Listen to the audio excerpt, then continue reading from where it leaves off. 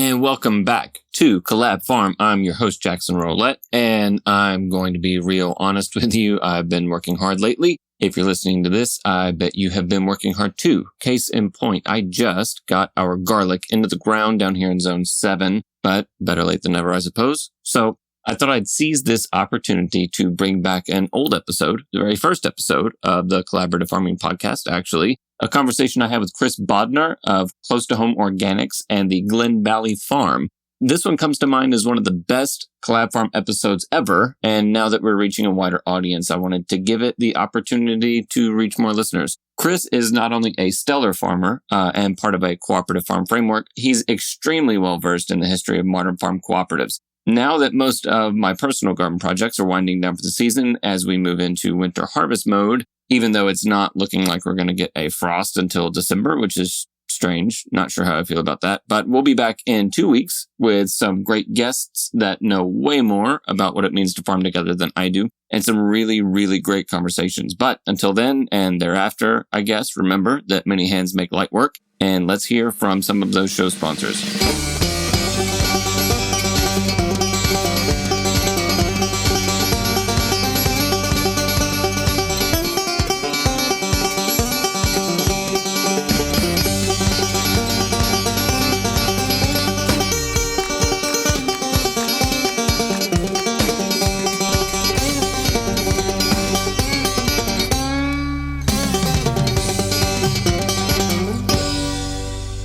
This episode is brought to you by Grow Organic. In our no-till community, we understand that quality growing supplies and selection make all the difference. As the nation's largest independent retailer dedicated to regenerative and sustainable agriculture, Peace Valley Farm and Garden Supply is your one-stop shop offering 5,000 reliable products, including cover crops, soil amendments, tools, and more. Serving market farmers since 1976, it's before I was born, they understand the needs of growers, both big and small. Save 20% on your first order now with code NOTIL24, that's NOTIL24. Apply for a commercial account for year-round savings and dedicated support. Visit groworganic.com/notill or use the link down in the description to get started today. This episode is also brought to you by ASAP, the Appalachian Sustainable Agriculture Project. The Appalachian Sustainable Agriculture Project, ASAP, will offer the Business of Farming Conference on Saturday, February 22nd in the beautiful Asheville, North Carolina. This annual conference brings together professional and aspiring farmers from across the Southeast to network and share resources to build viable farm businesses. Scholarship for BIPOC and limited resource farmers are available, as well as discounts for farm partners registering together. Absolutely love to see that. Registration opens in mid-November. Find out more at asapconnections.org. That's asapconnections.org. All right, back to the show. Well, Chris Bodnar, thank you for joining us on the podcast today. Yeah, my pleasure. So first, give us a little context. Tell us about your farm in particular, Close to Home Organics, where you're located, the size and the scale of the farm, and what enterprises you have going on. Yeah, well, my wife, Paige, and I own and operate Close to Home Organics in Abbotsford, British Columbia. And from U.S. perspective, that's in the Pacific Northwest. We're just a few kilometers north of the border with Bellingham, just outside of Vancouver, British Columbia here. We focus on vegetable and some berry production. And so we're a certified organic farm. We've been doing this now for 15 years. Close to Home Organics has been in existence as an entity since 2012. And the scale we're operating on is about 7 acres of the vegetable and berry production. And we're part of a larger farm, which we'll talk about, I guess, Glen Valley Organic Farm. But so we're a portion of that entity as well. The produce that we're selling has the primary avenues are a community shared agriculture program. So we do that in collaboration with some other farms. We do a farmers market ourselves, and then we also sell collaboratively with a number of other farms to cover off a number of farmers markets. And we do some wholesale. And that's something we've gotten into a bit more in the past year. And we have an existing restaurant client, particularly a pie shop that has its roots in our farm. And so we continue to supply them with, in particular, blackberries and rhubarb. I had missed the pie shop in my initial research. So we'll circle back to that. I definitely want to hear about that. Yeah, sometimes I forget about it and I realize like, whoa, pie is pretty important. And it's such a stalwart of our long standing, the rhubarb was grown on the farm before we got here, and it continues to grow, and we take care of it, and we harvest and chop it and send it off, and it's almost like we do it in our sleep now. And it's important to recognize how crucial rhubarb is to our existence here. Well, let's back up a second. You mentioned Glen Valley Organic Farm. What is the Glen Valley Organic Farm Cooperative, and how did that start? Yeah, so the Glen Valley Organic Farm Cooperative started 22 years ago. So that's before I was farming, before I was part of this. And it came up as the cooperative came up as a way of securing the land at that point in time. So the previous owners were getting out of agriculture. They had bought the farm, they had converted it to organic status. They had developed the vegetable and a berry production. They did it while they were starting up a business, a juicing business, and they were changing their focus to that. But they saw the value of what the farm represented in terms of excellent soil. Like, we're on a floodplain, it's incredible soil, really beautiful spot, and they wanted it to remain in organic production. But I mean, for the most part, when you're selling a property, you don't get to determine what the buyers do with it. But they saw a larger vision for what it could be. And at that time in Vancouver, there was a lot of discussion going on around local food. And in some ways, the city was ahead of a lot of the other discussion that's come up since, as far as what does a local food economy look like. And they were able to get enough interest amongst some people on another farm, and a farm that's also cooperatively owned, as well as various community members who they had built relationships with, or some who were simply attracted to the interest of like, whoa, what is this about a farm that is available? And they got together and they decided that the way that they could raise enough capital to purchase the farm, like this new group of people that were interested in the property, was by forming a cooperative. And within our province, a cooperative can issue shares up to a value of $5,000 without triggering additional regulatory oversight from the Securities Commission. So they were able to start by incorporating as a cooperative, raising capital through the shares, and eventually were able to get a local credit union, Van City Credit Union, to mortgage the property. And that was a key part of securing the property and making it available to other farmers. And now what's unique about the model is that the goal of the cooperative is to hold and steward and protect the farmland and make it available to current and future generations to be able to grow food for the local community. And what that means is that over the past 22 years, the land around us has appreciated in value ridiculous amounts. Like the farm, when it was purchased by the co-op, was worth about $500,000, and comparable properties in our valley now are going for over $11 million. So it's just, we're at a point in our province where you cannot buy land and pay for it by farming. And that creates a huge challenge for what does agriculture look like in the future. And so in some ways, the co-op is a model of how do we take land off the speculative real estate market and make it available to people who want to farm. And as farmers, that's where we come in. And so we've been given the opportunity to farm on this land, and we are members of the cooperative, but we are also tenants of the cooperative. So we pay rent for our housing, we pay rent to use the land, and the opportunity is that it allows us to farm. The disadvantage that some people point out is that we're obviously not gaining equity in the property. Like, we don't own it. We're not going to sell it someday. We're not going to cash in on that investment. But what it has allowed us to do is to run a viable business and put our own, we're paying below market value for lease and housing. And that's allowed us to put money into our own savings and plan accordingly for our future. So there's a tremendous opportunity here, and in some ways it's an interesting experiment in terms of how do we own land that goes beyond simply individuals having to either figure out how to make a farm work to pay for it individually, or be independently wealthy to be able to own land and then farm on it for fun or for as a second career. So yeah, that within the context of Glen Valley Organic Farm Cooperative, 22 years in, it paid off its mortgage after 10 years. The last 12 years have largely gone towards infrastructure improvements on the farm, like new cooler, new freezer, replacing roofs on barns, upgrading housing, making sure that the spaces we have to live in are healthy and safe, and that we have quality accommodation for our seasonal workers on the farm. And yeah, and that's the core purpose of the co-op, is simply to own the land, to make sure that the assets are maintained and upgraded as necessary, and that the land is available to farmers to farm.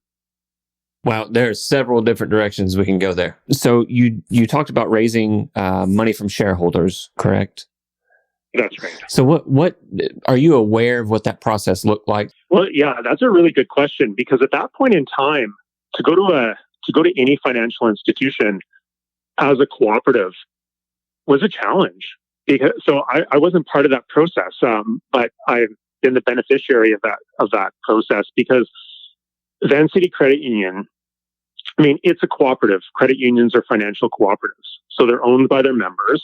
And so, in one sense, it should be a no-brainer. Like, hey, we're playing in the same ballpark as you. Like, isn't this something you want to do? But at that time, it was beyond their normal operations, because when you look at a cooperative and the number of people involved, and I guess sort of the black box from a lot of lenders' perspectives, it presents all they can think of is like the risk involved. It presents a significant amount of risk.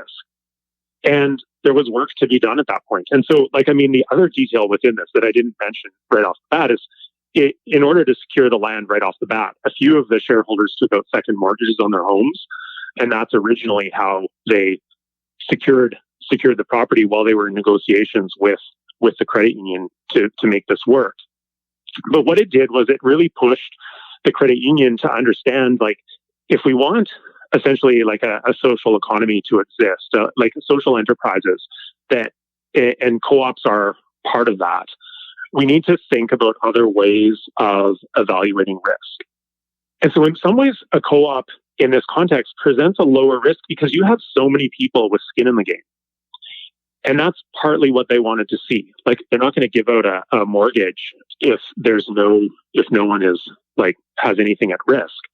And so the shareholder capital, $5,000 each, that's sizable enough that people don't want to lose that. And there are enough people together that they're going to make sure that this works. There's an aspect of, like, when we look at from a lending institution, the 5 C's of lending, like character, capital, they've got like the characters there. The people are known entities. There's collateral. There's land that if this fails, they've got the farm, and that can go back on the market.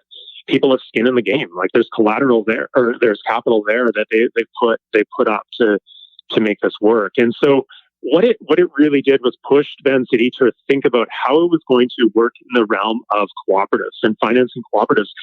And I think, like, the parallel process that's happened over the last 22 years is Van City has really picked up the flag as a cooperative financial institution, and it has developed a whole suite of lending for cooperatives, both in agriculture but in the broader economy, which has seen all sorts of new businesses come about as a result of that. Everything from like bike couriers through to carpenters that use reclaimed wood to make fine furniture and home renovations. Like, it's this whole creative economy that is people starting businesses collaboratively working together. And so our farm, I mean, we take some pride in, like, we were part of thinking through how that can work, and what role can a financial institution, particularly a cooperative financial institution, play in supporting that. Something that I can speak to, whenever we applied for the loan for our particular farm, one of the risk mitigation factors that played very well into our favor was we had actually established a 40-member year-round CSA. And we had those 40 members sign letters of support saying that this is how much we're going to contribute to this project. And so you scale that up to this cooperative model, and it seems like risk mitigation through overwhelming community support, which I think is really interesting. Yeah. And it was backed up. Like at that point, they had a business plan. They demonstrated how it was going to work, how they're going to pay it back. So it's like the one side, the co-op, and this is, I think, important on any realm, is that sometimes people think of co-ops as sort of a magic bullet or like a special, magical force that's somehow going to solve a problem. And in the end, it's a legal entity. So it's a legal structure, a way of structuring a business. And it has to be supported by sound business decision making and good governance in terms of a board, active engagement of members and support by members. And so it doesn't negate the necessity of any of that, but in one sense it does, like as you say, that community support, that community engagement, it can provide an additional layer of guarantee of stability to a project like this. And it's easier, like what it comes down to is all of these things are going to be easier when there's collateral involved. Like the land was huge as being able to secure a loan, but then it's what are you going to do with it? How is this going to be viable? And I think that's really has been the exciting part of it, is that it has supported the creation and the ongoing development of viable farm enterprises. And it brings up another thought that I think is important. We can go back in history and look at ways that co-ops in agricultural communities have been used in the same similar context. And I go back to my grandparents, who were on the Canadian prairies in their agricultural enterprise, and they were in communities at a time like in the 20s and 30s when banks didn't set up in small towns. Stores, like you were dependent on either someone moving in and opening a store that had enough capital and collateral to do that, or you were stuck really far away from anything as far as your groceries, your inputs, any of those sorts of things. And so they started co-ops. They started co-ops to supply to get their inputs from, their building infrastructure, their petroleum products, animal feed. They started credit unions, so they had a place to deposit their money so that they could lend to each other and have a process for doing that. But what they built into those organizations, and this is what I think is really neat, in the federated co-ops that supplied them with their food, with their inputs, all of these sorts of things, they built equity in that organization, but that equity was not paid out until they retired. So they recognized that the farms were not going to be viable if every new generation had to buy out the land and the infrastructure at the previous an appreciation of that the previous generation needed in order to retire. And so what they did was they built the ability to build equity into other cooperative enterprises. And so they built these institutions like credit unions, like the federated co-op system, so that they would, over time, build equity based on how much patronage they did with that institution. And when they retired, that's when they could start to draw their equity out. And so it provided them with, in one sense, like part of a pension to support them to live off the farm later on once their kids came on to take over the farm. So it was a way of transferring the farming enterprise without having to liquidate all the assets and pass it on. And I think that was a really creative foresight they had, like when thinking through that, what that looked like. And I mean, I always look at my grandparents and I was like, wow, I actually never knew them as farmers. They retired at the age of 55. And they lived long retirements. They had, without having to sell off the farm to pay for it. And so I think that when we start to think collaboratively, it's not just like on a cooperatively owned land. It's what are the institutions that we build in our communities, and how do they support us to live comfortably and well into retirement and beyond farming.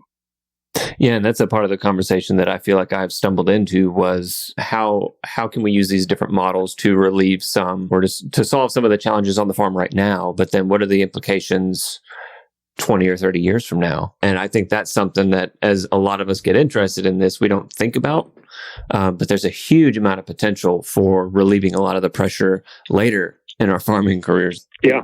So how many farms are a part of that co-op? How many farms are farming at Glen Valley?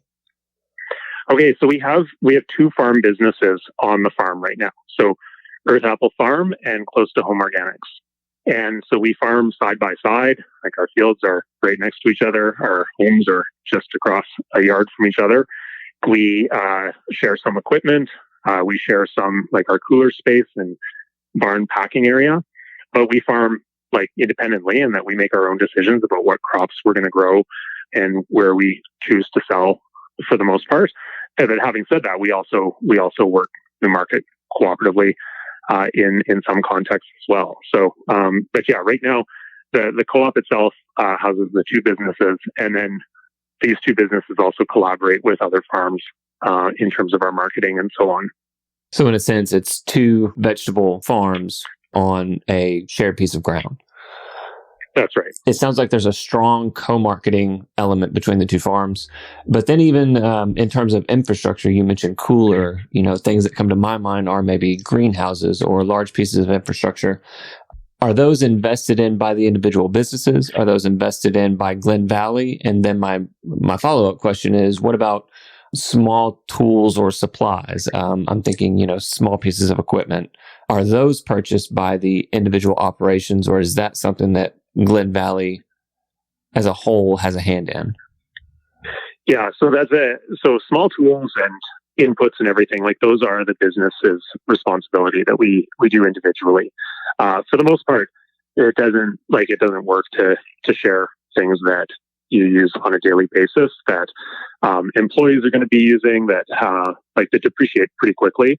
And even like at points in time, the businesses have shared a tractor, and that was a huge boost in an ability like for each to scale up their operations at particular points in time without having to put out all the capital for that type of a purchase. But like as the business has scaled, and we also recognize like when we get a break in the weather, when it's not raining in the spring here, you need the tractor and you need it now to get that work done. And so that it creates a little bit of stress when you're like watching your clock and waiting for the other business to finish with the tractor. So it made sense at particular points in time as we scaled up that we would have our own equipment for the field. But where things like we bought a mulch layer a few years ago, and looking at that, like for the number of days that you use it in the year and the cost, like it saves a huge amount of labor in terms of our weeding and such. But it doesn't make sense for each business to own that. Like it would even be a piece of equipment that if a service existed around here to rent such a thing, that you would consider renting it. And outside of that, like, well, we can co-own it. Like that makes sense. So a lot of the implements for our tractors we co-own, but the tractors themselves we own separately. When it gets to fixed infrastructure on the farm, this is where, like as a co-op, we sit down on an annual basis and say, well, here's our budget. We put a certain amount of money aside for maintenance and capital, capital maintenance. So we need to replace the roofs on the barn regularly. So we need to make sure that we have money put aside for that. We need to make sure that we're doing upgrades on the houses so that they're in good shape, that people aren't all of a sudden having to move out because they were neglected for too long and now they're falling apart. Like we don't want that to happen. But also then we look at what are priorities that for investment that are going to benefit both of the businesses as well as potential future occupants of the farm. So when we looked at the cooler space and the freezer space, that's something like those are built into the barn. So it makes sense that the co-op owns those and then leases them back to the farmers.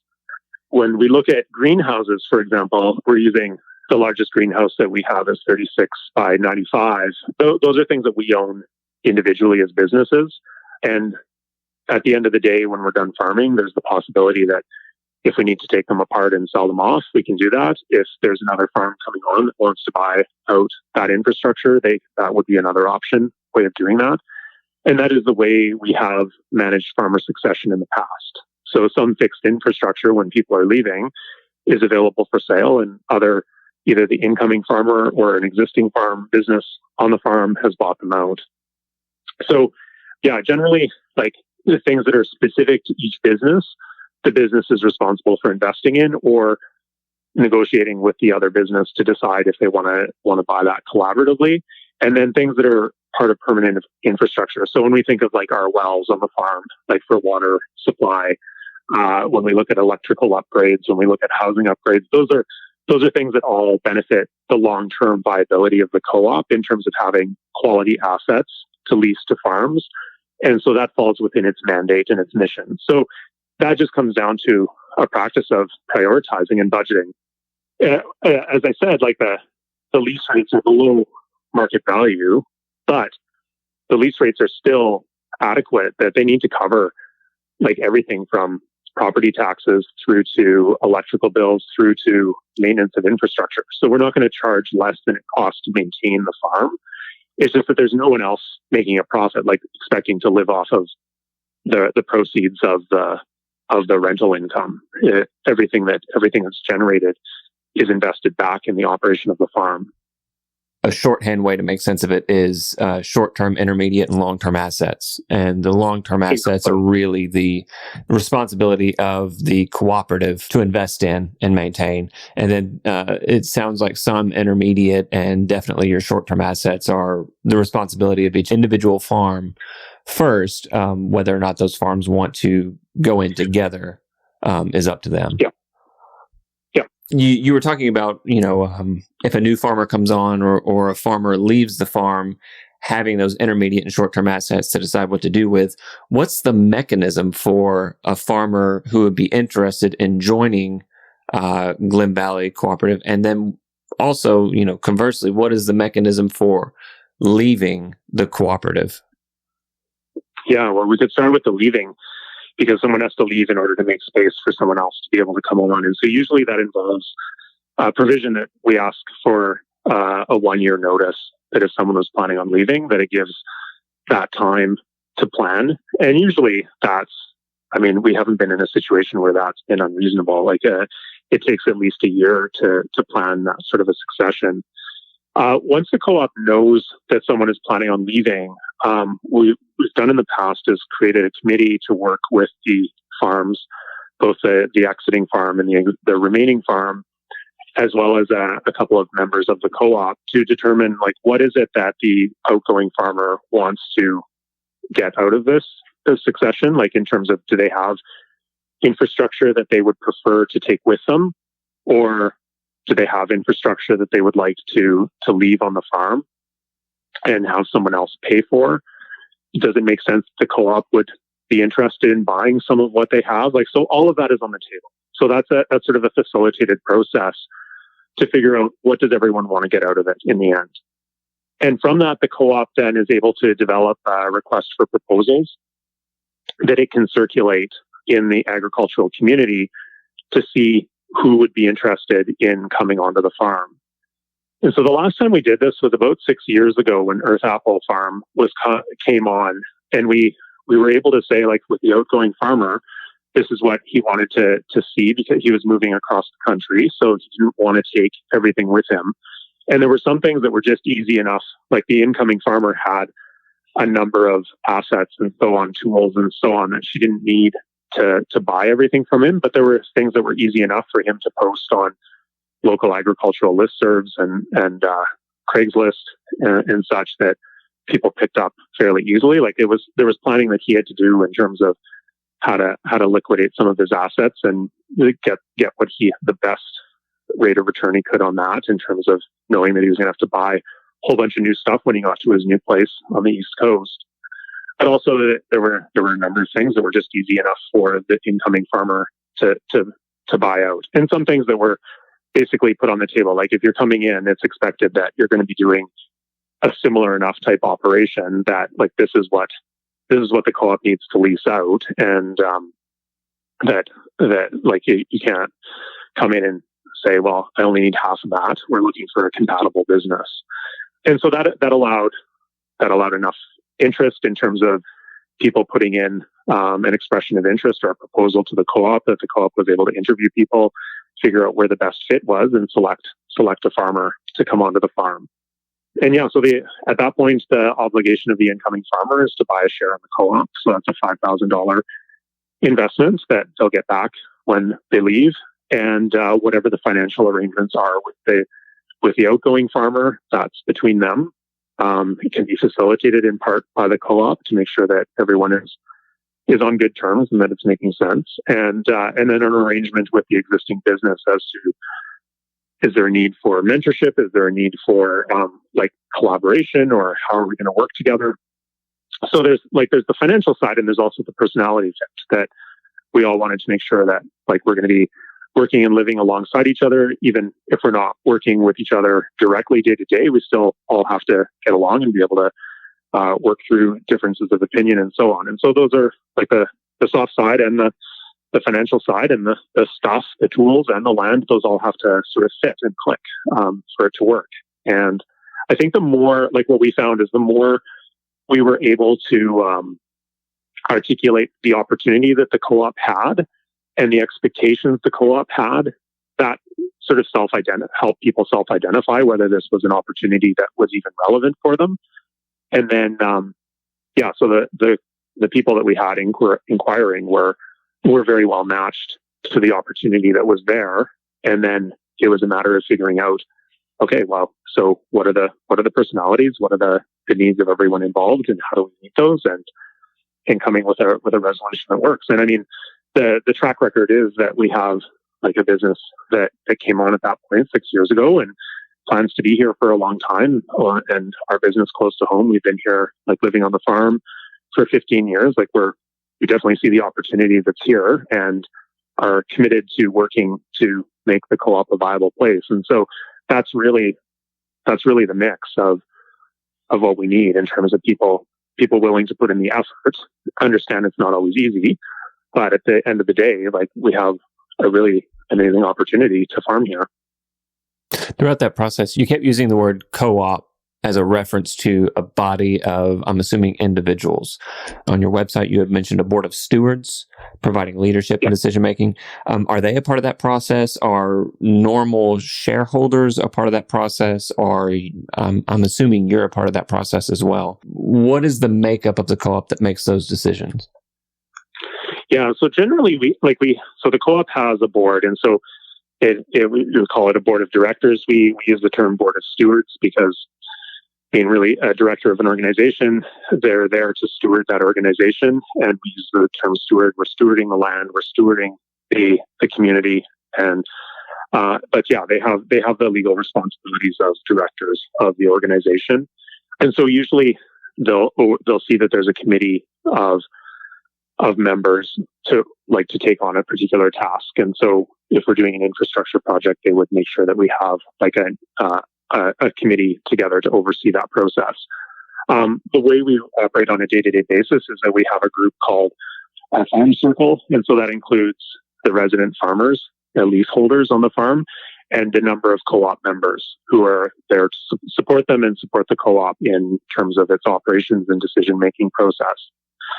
I think it's important to point out that a lot of this evolved, in particular, this group that we call the Farm Circle. It evolved out of a really rough time in our history. About 10 years ago, we went through a process of maturing as an organization. The drive that brought a lot of people to the co-op originally, the idea of save the farm or protect the farmland, was, in one sense, it was inspiring. It was motivational, but it was also idealistic.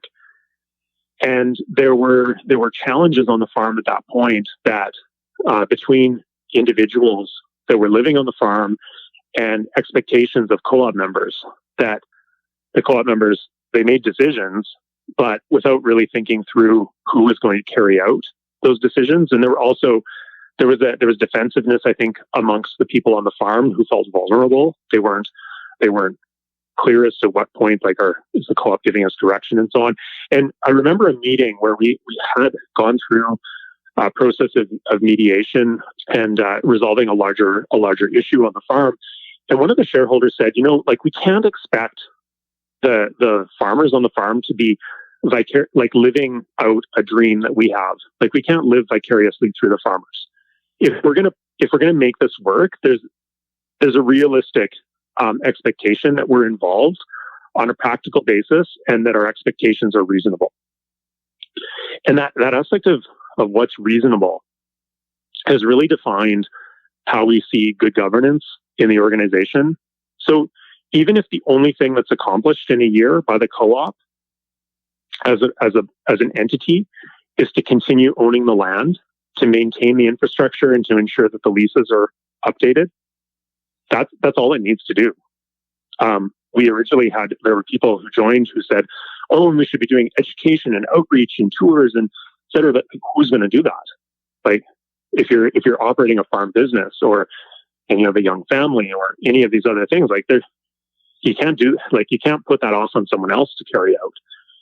And that's really where we had to define, like, what is the co-op? The co-op is a group of people who think it's important to protect the farmland.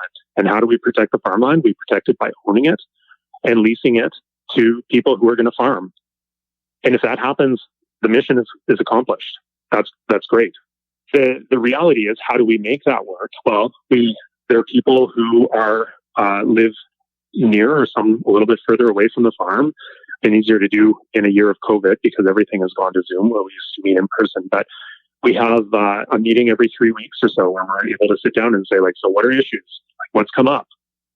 Oh, there's a leak. Okay, well, we have to make sure that we have that covered in the budget. And so it's really that farm circle is a working group that reports back to the stewards, so our board, to make sure that the financials are updated, that we have the working budget. It reflects the needs on the farm at any given point in time, that any issues are highlighted and brought back, that if there's interpersonal conflict that is coming about, that there can be support, like to make sure that we have either a way of talking that through or a mediator or someone to help support that work. And I mean, like, here's, this is often when I'm talking about this where people are saying, whoa, this is where it gets really complicated. Co-op is way too much. Like, I couldn't handle that. But the reality is, a lot of people in a family farm situation, they deal with this in a much more complicated format. Like, if you're born into a family, you don't get to choose who your business partners are. Like, you don't, like, you can be in a situation like where one member of the family bullies another, and you can't get out of it without leaving farming or that farm altogether.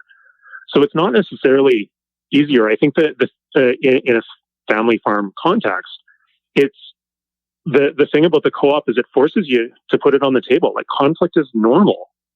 Conflict is something that happens in whether it's in a marriage, whether it's in a friendship, whether it's in a business relationship.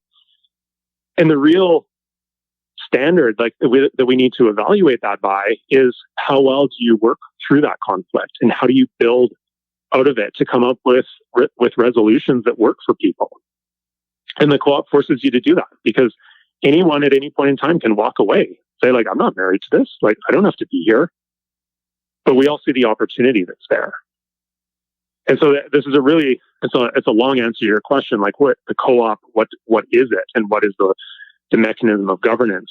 We have people who really value the role that the farm plays in the community, that the farm plays in their own lives and food supply, and they're willing to support in a volunteer capacity the functioning of the farm. We mentioned the businesses, and like, so what do other people get out of it? I should point out, like, we have one co-op member. She's 85 years old. She comes out to the farm and she gardens every weekend throughout the summer.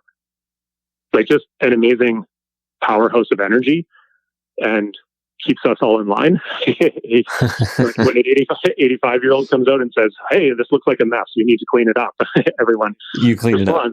Yeah, and she's right. And it's just that, getting those outside eyes. We have another set of shareholders who keep beehives on the farm, and so that's their connection to the place. Like, for some people that live in the city, it's just amazing to drive for 45 minutes and get to a place that feels really far away, that you're supporting something that has a role in the larger community and food economy. So yeah, we have the co-op is like 45 shareholders approximately. Some of them are really involved. Some of them have been involved. Some of them are there because they like what the co-op does, but they don't have the ability to be involved right now. But their money is still capitalizing the farm. It's made a contribution, and it continues to do so.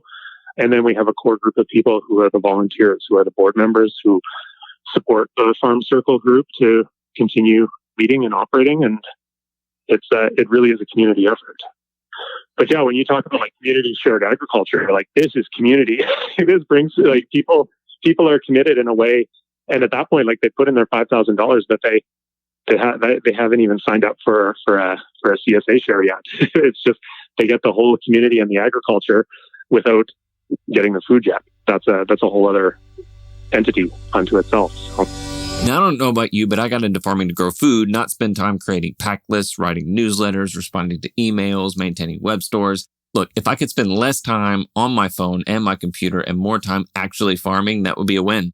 Enter Farmhand. Farmhand is the only all-in-one virtual assistant built by and for CSA farmers. It takes care of all the admin, managing orders, customer communications, automating tedious tasks so that you can get back to doing what you love, right? On average, Farmhand saves CSA farmers about 6 hours a week. That's 6 hours you could, spend time with your family, get back out into the field, or just take a breather. So what would you do with those extra 6 hours? Now is the time to get your systems ready for next season. Learn how Farmhand can help at farmhand.partners/no-till. That's farmhand.partners/no-till. Link is in the show notes. This episode is also brought to you by High Mowing Organic Seeds. It is seed browsing season, and High Mowing Organic Seeds is releasing 66, not 65, not 67, 66 new seed varieties for 2025 on November 1st. These beautiful and productive vegetable, flower, and herb varieties are 100% organic and non-GMO and trialed for optimal performance in organic growing systems. Now, I don't know about you. I follow NOP guidelines and order organic seeds, partially because I have to,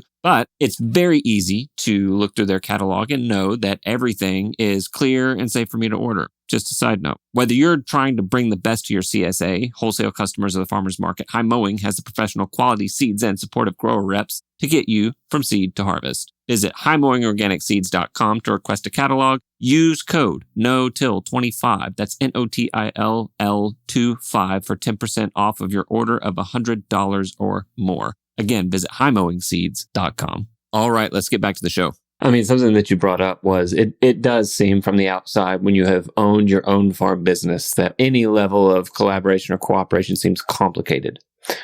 And it is. But at the same time, it's how many times have you encountered situations where a cooperative approach may be complicated, but the way that you're traditionally encountering the problem maybe seems more impossible?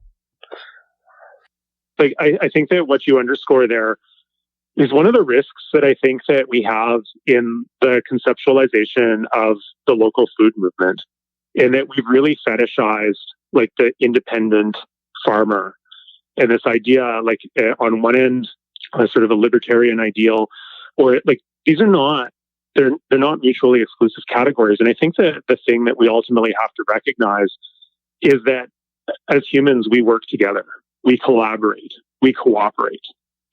That's not always the story we tell to ourselves, but that is the reality.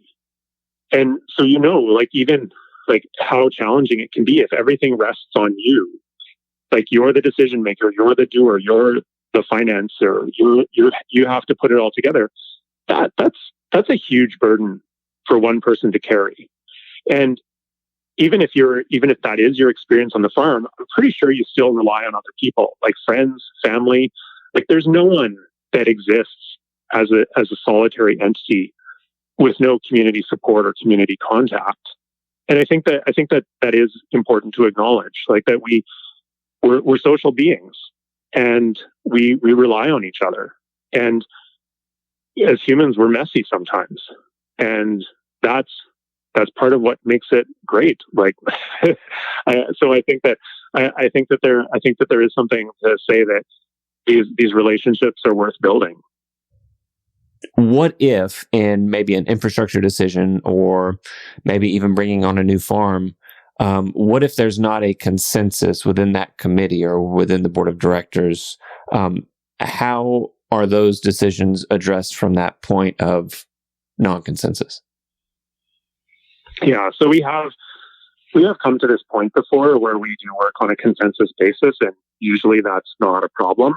But we have also had a position where we needed a board who is going to take decisive action, like make a decision and move that forward, and recognize that maybe not everyone was going to be happy with that. So we do have a point at which the board of stewards, our directors, have the ultimate ability to make a decision and move that forward for the organization. But that's something that it's happened a couple of times, but for the most part that like we have a process in our bylaws as to how we handle conflict, and so that we all have the right to mediation. That if there is an issue, we can bring in an outside person. Which in the most, I mean, one example, we brought in a mediator, like someone who has no background in our farm or something, but to work through a process. But we've also understood where we've had conflict in the past, and we've brought in an outside facilitator to work us through. So when we brought on a new farmer 6 years ago, we hired a facilitator to work through that process, just like a lot of farms would hire a succession planner or someone to help them work through intergenerational succession. We brought in a facilitator to help us work through that process. And so we have a number of tools in our toolbox as far as how do we recognize sensitive areas and how do we work through. And that sometimes that means putting like a budget line to make sure that we can hire a mediator to get through a process. Because that's ultimately, at the end of that process, you can still have someone who's not happy with the outcome, but has made the decision to walk away from it. Or like I've been in situations where I haven't necessarily been happy with the outcome, but I recognize that maybe I'm just being grumpy here, and I need to put that aside. And also, I don't have the energy and I don't have the time to put in something else. And so I'm happy to, if others are willing to pick that up, then go with it. Yeah. There's a little bit of self-awareness and self-work that has to happen in this, because there are times when I can feel very passionately about something myself and recognize maybe I'm the only one, or maybe like what am I obstructing? And those are important things to be able to be aware of as well. So, I mean, even in interpersonal relationships, that's something that we all need to work on. And especially with decision making, it is not always that my decision was made. It is important that a decision is made than not made. Oh, and we can look at any number of examples that are outside of a cooperative, but like in a business partnership, where people, rather than working out the details of a partnership agreement in advance, they decide, well, we would never have to deal with that, or we don't really want to talk about that. And the inevitable happens where they get to that point and they haven't figured out how to address that. And so they have significant conflicts because they didn't decide in advance how they were going to deal with that point. And so, these are all the points of like the human aspect, and understanding that clarity is really important in any kind of relationship and business agreement, to understand that what have you agreed to and what have you not agreed to, because just ignoring something is not going to cause it to go away or to magically take care of itself. For people that are interested in exploring setting up a cooperative like this, do you have any particular advice or any really salient lessons learned from your time working with Glen Valley? Yeah, hire a co-op developer. There are people who specialize in setting up co-ops, and they walk you through an entire process. Because the big thing is, a lot of times people get really excited and they're picking out a logo and a name and everything, but they have no shared objectives. And that's like, really, what is a co-op? A co-op is a self-help organization. So you look at agricultural communities where co-ops have been used, it's because there's been a gap in the market. So credit unions arose because banks weren't present. There was no one providing financial services. So the purpose of the credit union was to provide that financial stability where people could deposit their money and people could borrow. Likewise with a farm co-op, like identifying what is the need that organization is going to fill. Like, are you doing a co-op just because you heard about someone else doing it and you think that sounds like a neat idea? Or is it actually a solution, like a tool to addressing a need that the members have? And so hiring a co-op developer is crucial to that process, because that's someone who's objective in it. They can tell you, hey, this isn't quite aligning right now. Like I'm not seeing the common purpose. or maybe you should consider some other options here. But also getting into like, so what happens? Like, what is the exit strategy? How do you build in, like, if someone needs to leave? And despite the best intentions and people wanting to stay on, people will have to leave. People will have to cash in their shares. So what does that look like? What is the longer term function of the organization as you go through? So what is the conflict resolution mechanism built in? And those are all things that are usually included in the bylaws of the organization up front. So what is the governance? What is the what is the dissolution strategy? Like what and what are the needs that are being met? All of that, having that defined up front and is crucial. And if you haven't done it before, and even if you have done it before, like getting someone this is their expertise. And so a lot of people wouldn't incorporate a business without hiring a lawyer to walk them through that process. Likewise, like you're not going to find a lot of lawyers with co-op experience, but there are co-op developers who have extensive experience and training in how to work through this. So I think that's key. I think the other thing is, and this is not just for co-ops, it's for any farm, but budget for working on yourself, budget for working on your relationships. So sometimes that might mean like having a facilitator. That might mean having a counselor working through disagreement. Like individually, it might mean having a therapist, like someone that you can talk to who's off the farm. But those are all really valuable tools for working on yourself and your relationships, and understanding that sometimes to get the best outcome, you need to put money into that. And it's tough for a lot of people. Like you have no problem saying, like giving the evaluation on like, if we buy that tractor, this is what it's going to provide us, like the financial return. Sometimes it's harder to see in terms of hiring a facilitator to walk you through a process. But we see so many examples where really promising or really good businesses fail because of conflict. And that's really sad. And I think that in the benefit in a co-op is that can be easier because you are choosing to be part of it. You're not born into it. You're not like, it's not a predetermined outcome. So you're part of it. You're choosing to be there, and you've got to put that work into it. That's something that, because it's hard to quantify on paper, it's easily overlooked, especially in a business where sometimes margins can be pretty thin. Yep. Well, and put another lens on it. Like how many marriages fail because of conflict about finance? Mm-hmm. Like we don't look at what our values are around money, and as a society, and I'm thinking more like in Canada, and I don't know how to compare this to the States, but like we don't talk about how much we earn when we get together with friends or around the family dinner table. Money can be a really bit obscure thing to people, and we don't recognize like most of what we learn about money in life comes from our parents. So you put on that lens of a marriage, and how many people find that what they thought was a really promising marriage falls apart because of disagreement, and it comes back to money and really conflicting values about how money is managed and how money is used. And so you then translate that into a business relationship or like in an organization, and wow, it's amplified even more. Mm-hmm. So these are big things. One of the things that you mentioned before we got on the phone here was touring agricultural co-ops in Italy. What was that like, and what did you take away from that experience?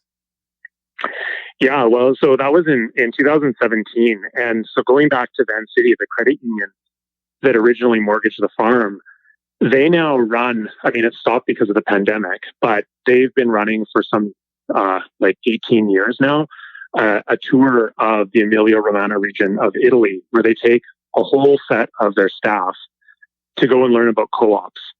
And the reason for that is that the Emilia-Romagna region of Italy, they have a massive cooperative sector. They have a huge agricultural sector, but the point of Van City's tour is this area has a huge cooperative sector that generates something close to 20% of their GDP. And like, if you think that's significant. And this is the same region of Italy that hosts like Ferrari, Maserati, Ducati, as well as all sorts of high-end products. But like if you're eating Parmesan cheese or balsamic vinegar, or prosciutto, ham. Those are all coming from this region. So they have like really high-end niche market products that are in demand globally. And 20% of that GDP is generated by co-ops.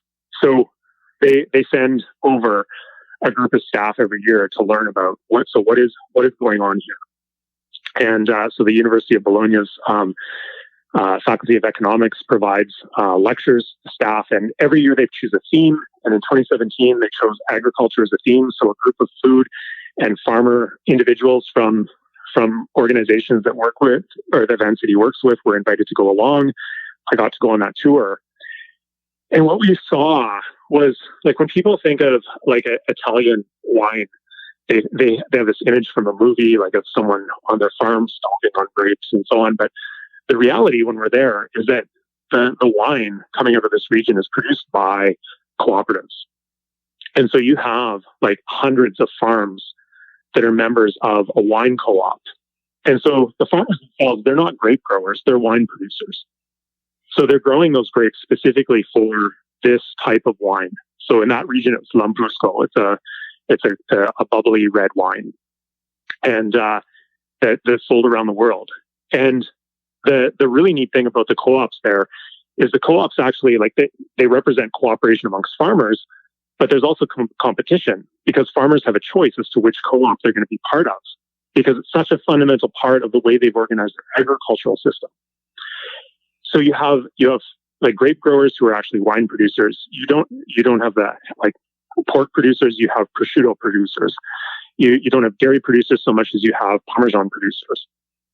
And by working together, farms there have been able to achieve economies of scale to supply these high-end products to a global market, which in turn supports a number of different scales of farmers. So you have some farms that are like 10 acres, some farms that are 50 acres, but in general, you don't have really large-scale farms in that region.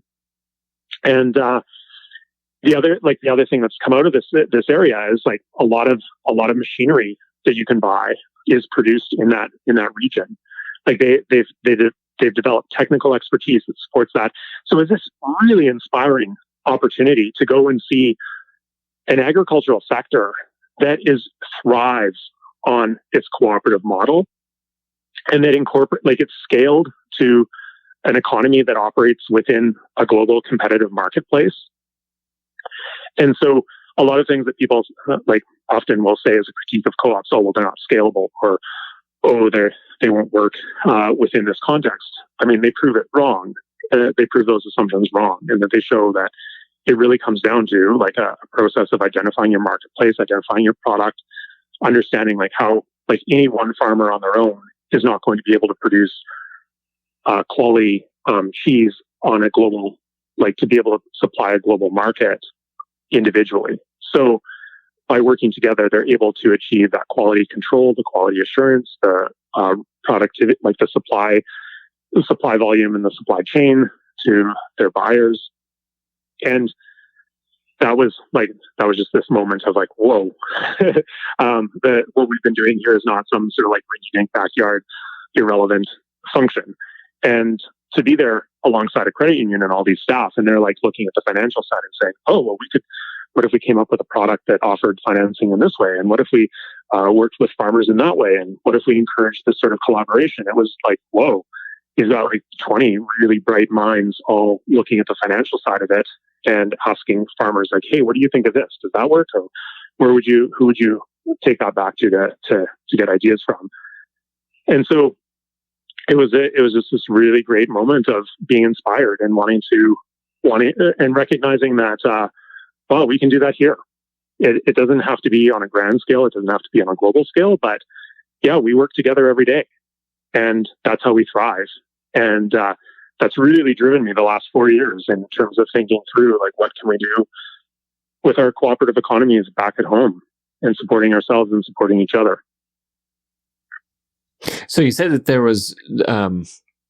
there weren't a lot of large scale farms within those models in Italy. Is that because the small and medium scale farms were able to access the economies of scale without having to be at a large productive scale? Well, so you can look at it as, say, like the objective of the co-op is to achieve the best price back to the farmer. And the way they do that is by creating a really high quality product that people are willing to pay for in a global marketplace. And so a farmer does not have to make that level of investment in like market development, in technology and so on individually. They're part of a group of, say, 500 farms who do that together. So it's just as much of a co-marketing as it is anything else. Well, that's what the co-op does for them. And so if they were to try to like just grow their grapes and sell them on an open market, like the objective of a buyer on the open market is to pay the lowest price for that input.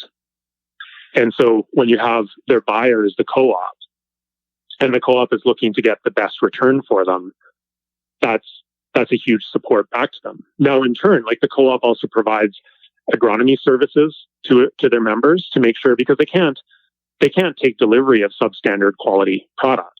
So they need their farm members producing the best quality product possible. So part of that membership, it pays for, like, say, a collective buy of agronomy services for the members, so that they're all producing the top quality product that's necessary to produce those really high-end value-added food products. And so that feeds the success of the individual farm members, that they're getting the best price possible, as opposed to having to compete for some of the bottom price on an open market. So they control, like in one sense, they're vertically integrated. They control that whole system of, like, some of the co-ops even, like, they buy their inputs together, so they're getting the best prices on those inputs. They're getting the best advice from the agronomists, and they're then getting the best price for their product. Because it's like, when you think of a lot of U.S. growers and Canadian growers, we're selling product to a buyer, and we don't ever have to think about it again. But in a bad year, like where you're really pushed, that's when you feel the most alone, like independently. Whereas in this model, people have not been forced to scale up to the same degree, because, like, in terms of the number of acres that they have under their management, because they are getting a better price for their product, and they're getting more support from their buyer. Now, that's not to say they aren't dealing, like, I don't want to romanticize what's going on there. They're still dealing with the realities of, like, a global marketplace and that global competition. They still have to innovate. They still have to diversify their crop base. But the opportunity that's in front of them, like when we were there, their agricultural colleges are full, like, in enrollment. There are people that look at agriculture as an opportunity, and you have, like, it's a sector that attracts the best in terms of their science and in terms of their research and development, and so that's encouraging. And then you say that you brought some of that experience home. How has that changed what you're doing here? What has that motivated you to do, either at Glen Valley or just in the cooperative community? The biggest thing for us was that we were standing next to an organic farmer that has to drive like 7 hours to get to the market. We're there Saturdays selling at the farmer's market side by side, and saying, like, at a certain point, this isn't really worth it. And we was talking to this other grower and, like, breaking down their cost of production and their cost of marketing. And they came to the realization that, like, it was costing them $500 just to drive over the mountain pass, like the 7-hour drive to get to market. And so when you calculated how much they actually had to sell at the market on a weekend to make it worth that drive, they're like, this is a little bit crazy. And so we're standing next to each other. We're both putting in those hours. We're paying 2 stall fees. Like, well, geez, why don't we look at a way to collaborate together? And so one of the things that our farmers markets in this area have been really good at encouraging is for the collaboration between farms. And what that's allowed us to do is that rather than each of us, like, say, covering one market, standing side by side, we're then able to cover 2 markets in the same day, that we send some product with them and they send some of their product with us, and that we're able to sell on behalf of both farms. And by working in a collaborative setting, we've been able to structure it in a way so that, like, we're not resellers. We're not going out and buying wholesale, or we're buying in a way that obscures who's producing the food. Our farm names are on the stand. Our farm names are on the price tags. We both have, like, we share in the success of a good day. We share in the rottenness of a bad day. If it rains, like, we get paid for the product that is sold from each of our farms on a market day. And so, in that, just by doing that, has allowed us to cover more markets. So the benefit to the consumer is they have more selection at each individual stand at the different farmers markets. The benefit to us as farmers is we're able to sell at more markets without having to replicate, like, multiple stands and multiple individuals representing that many hours of labor at each farmers market. So we're able to cover more territory, generate more sales, and give a better selection to the customers. We've also then applied that model to our community shared agriculture program. And so we're, like, on our farm, our 2 businesses, Earth Apple and Close to Home, we were each running a CSA program. We're like, why aren't we doing this together? Like, why are we doing separate marketing? Why are we hiring separate staff? Why don't we do this together? So we did that. And then we started buying from, like, with the same farm that we do the markets for the fruit option. And so now our customers are like, oh, wow, we can get fruit from another region of the province because we can't grow fruit on the coast here with our climate. So we're offering a better option to our customers. We're moving more product for all the farms involved. And now this year we're bringing in 2 new farms to that CSA model. And so it's the whole idea of, like, well, we can do a CSA really well.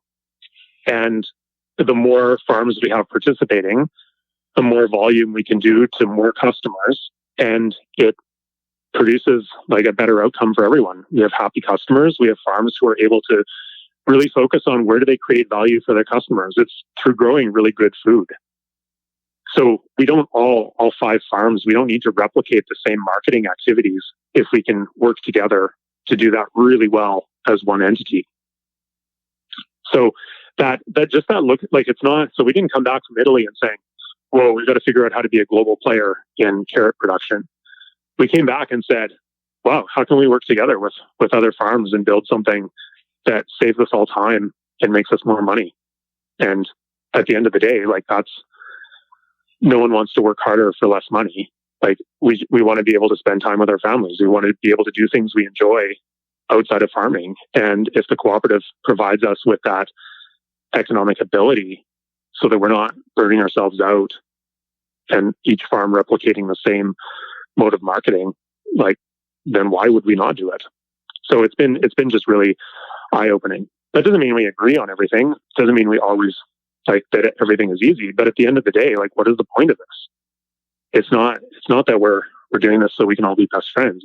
We're doing it so we can all sell a lot of product and access a larger marketplace.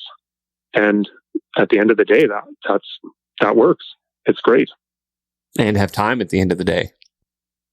Well, that's the thing. Like, we're looking at, like, I get, there are some people maybe who thrive off of spending all their time farming, but, like, I've got 3 kids, and I don't want them to grow up and resent farming because it means that we've had to give every ounce of our energy to the farm enterprise and have nothing left for our family. And I mean, really, that's what it comes down to. Like, working cooperatively has allowed us that flexibility to, I can say that from the times that I've worked cooperatively compared to the times when I've tried to do things independently, I've never been able to generate the profit level that I have as when we're working cooperatively. Like, the co-op has provided an economic return, like the cooperative model in working collaboratively with other farmers. That's its benefit at the end of the day. Like, yeah, we work together. There are great things. Some days sunshine and lollipops, and other days mud and mosquitoes. But at the end of the day, it makes us more money. And by making more money, we're able to do things that we want to do with our family, for our hobbies. It gives us a quality of life and a stability that that we really appreciate as farmers. And so, especially recently, that's really been hitting home with me is just time at the end of the day. And part of having time at the end of the day is affording that time at the end of the day and not having to work 12 hours a day just to make sure that we're keeping the farm paid. So I'm very glad that you brought that up. You can't make up for like 8 months of burnout in 4 months of like hibernation over the winter, like if that's your schedule. And likewise, you can't make up for the time you didn't spend with your kids when they were young by somehow thinking it's going to happen later on. They develop other interests. And I mean, just the ability to, at the end of the day, when our kids get off the bus from school today, I know that like my middle child, we're going to go for a run. My youngest child, my wife is going to go and do horse chores with her up at the neighbor's horse barn. But we know like 3:30, we're changing gears. And yeah, there's still things that have got to get done at the end of the day. And there's still things that we'll have to go back and finish up. But that doesn't create a level of stress in that, am I going to be able to, can I do that? And do I want to set up that expectation, that disappointment by saying, oh, I would really like to be able to go for that run with you, but I got to finish that up. No, like it's a non-negotiable. But we've got to build that into the way we structure our businesses and the way we farm. And I don't think that that's an unreasonable expectation. And you also teach about the business aspects of sustainable agriculture. And it's interesting to me that somebody teaches about the business of sustainable agriculture is a part of not just one, but collaboration on many different levels and in several different models. Well, so when this sustainable agriculture program started about 8 years ago, our local Kwantlen Polytechnic University, the faculty member who was brought in to develop the program came to me and said, "Hey, are you interested in developing the course for this?" And I was like, "Oh, it sounds interesting. Why are you asking me?" He's like, "Well, you keep books, like you've got your financials down for your business. You know what's going on." And like, "Well, are you sure?" And he's like, "Well, no, I think you can do this." And I was like, when I sat down and thought, and I talked to other farmers, like, what do you wish you would have learned about business before you started? It came down to things like setting goals, knowing how to set goals, and goals that are inspiring, goals that make you want to get up in the morning, get out of bed and do something.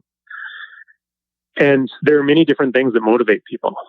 There are, like, I've been around agriculture long enough now to know that what motivates my neighbor across the road might be completely different from what motivates me, but we get the same job done in a day.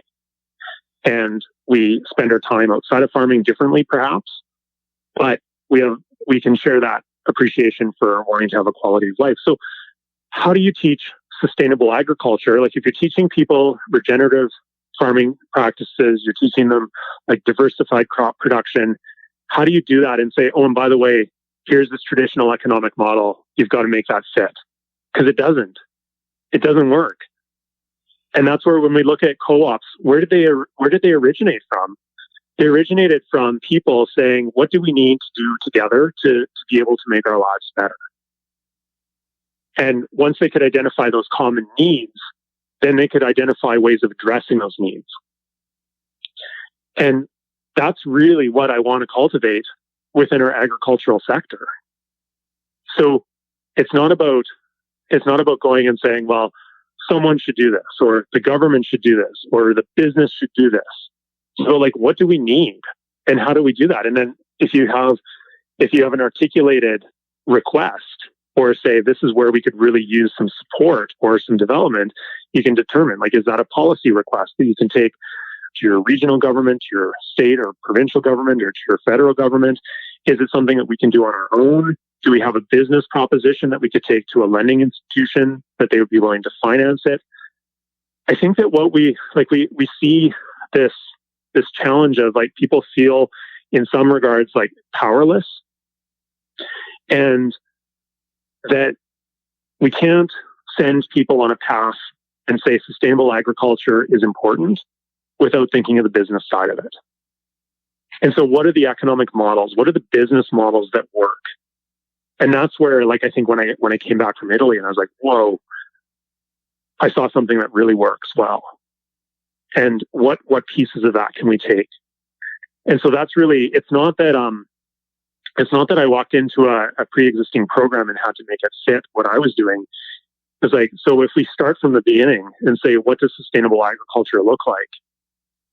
How do we develop a business class around that? And I was like, whoa, are you serious? You're letting me do this? And everyone's like, well, yeah, that's what we need. I was like, are you sure? Okay, I'm going to do this. And they're like, yeah, go ahead. And I keep on looking over my shoulder. It's like, is this okay?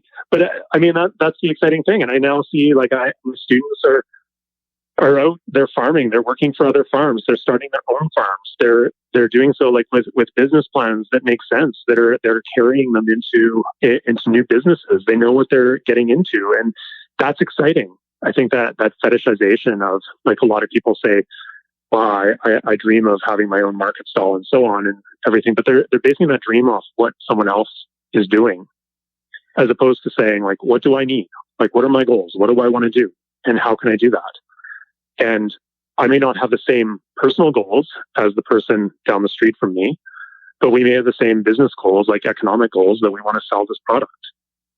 And if that simply means we're sharing a truck to do deliveries into the city, that saves us both a day of delivery time. That's amazing. That's a win. So it doesn't have, like, collaboration and cooperation. It doesn't have to be a big, massive project. It can simply be saying, hey, where can we share the cost of this, and then share the outcome? That's worth doing. That's worth putting some effort into. And I think those are the stories that we need to tell ourselves. Like, we spend a lot of time as a society talking about competition as though that's the only natural outcome of our human activity. But, like, we see everywhere from very liberal to very conservative communities, they still depend on cooperation. They depend on people working together. And we need to tell ourselves that story. Like, when we cooperate, we can do amazing things. I don't think that's a big stretch. I think that's just part of recognizing, oh yeah, we already do that. Let's focus on where we can do it a bit more. And the reality, like, when you look at the farming community, look at the sharing that goes on, look at the Facebook groups, look at the information that flows, look at what people are willing to freely give of their experience and their knowledge and their time. It's pretty amazing. I want to circle back to this pie shop. So tell us about this pie shop, because that's something that I don't think we think of when we think of farmers collaborating together. So how does that work? So it actually came about. There was someone who was involved in our co-op at its early stages, who was looking at that question of how do you do a value-added product that supports local farms. And he made really good pies, and ended up developing an idea around a restaurant that started just as a pie shop in Vancouver, in an area that was traditionally sort of like it was the 1960s sort of hippie area of the city, which is now completely remade into like a pretty high-end real estate market. Well, extremely high-end real estate market. But he got in at a point in time when the neighborhood was pretty eclectic, and he started selling pies. And he'd drive all over the province sourcing fruit from different farms, and he'd bring it back to the farm. He'd throw it in the freezer and come out every week and take some fruit out of the freezer and so on. And did this for a number of years. He since passed away. His daughter took over the pie shop. So it's Aphrodite's Organic Cafe and Pie Shop in Vancouver. In Kitsilano is the neighborhood. And Peggy has developed that into a full restaurant. The pie shop is on one corner, and kitty corner from that is the restaurant. So they have two corners of this intersection where they operate. And yeah, they buy like 150 to 200 pounds of rhubarb from us, more like pre-pandemic, a weekly basis, a little bit less now as the restaurants are operating at a different capacity. They buy blackberries from us.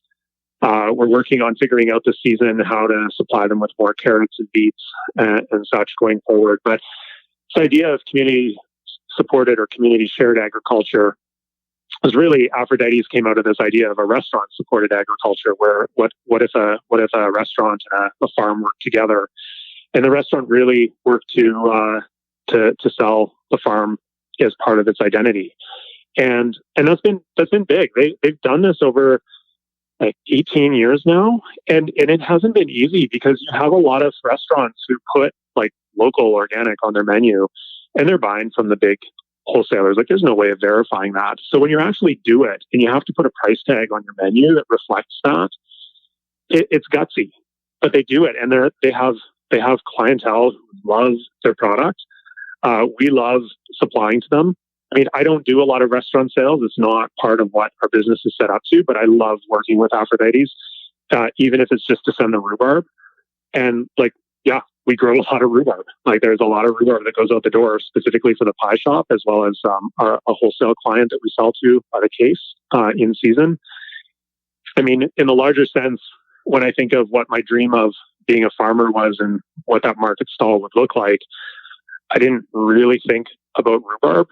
But when I think about our profit centers on the farm, like, yeah, rhubarb's pretty admirable crop, and we grow a lot of it. We sell a lot of it. We make a lot of pie, and at the end of the day, that's a pretty sweet outcome to get to work with. Yeah, I mean, I asked that question in fun, but that's really a beautiful intergenerational story there. Yeah, and at the end of the day, like, I can see definitely in communities where there was a fear of like a lack of opportunity and so on, and that, I mean, my great grandparents came to Canada because they saw the opportunity. But I have one set of one grandfather who sold the farm when everyone was in town one day to make sure that no one in his family ever had to farm again. And I have on the other side of my family grandparents who saw opportunity in farming, but there was never an expectation that anyone in the family would have to do it. And I think that that's the thing. Like, if farming is essential, we need to grow food, but it also can't be a family ideology that people are forced into doing it, or that there's an expectation. And the more we talk about it, the more we think of alternative ways of structuring it to say, hey, yeah, maybe my kids aren't going to be doing this. I sort of open the world to them, say, hey, there's lots of opportunity for you. You choose which path you're going to do, and we'll support you in doing that. But also, yeah, the work that we put into this farm, we're confident that it's going to be an opportunity for someone else coming along at some point. And that's pretty amazing. Like, I mean, what people have given us who didn't know us walking into it is a pretty amazing gift that we would be able to, I mean, going back to what we call our directors, that we would be able to steward that and make it available to others going forward is a neat opportunity.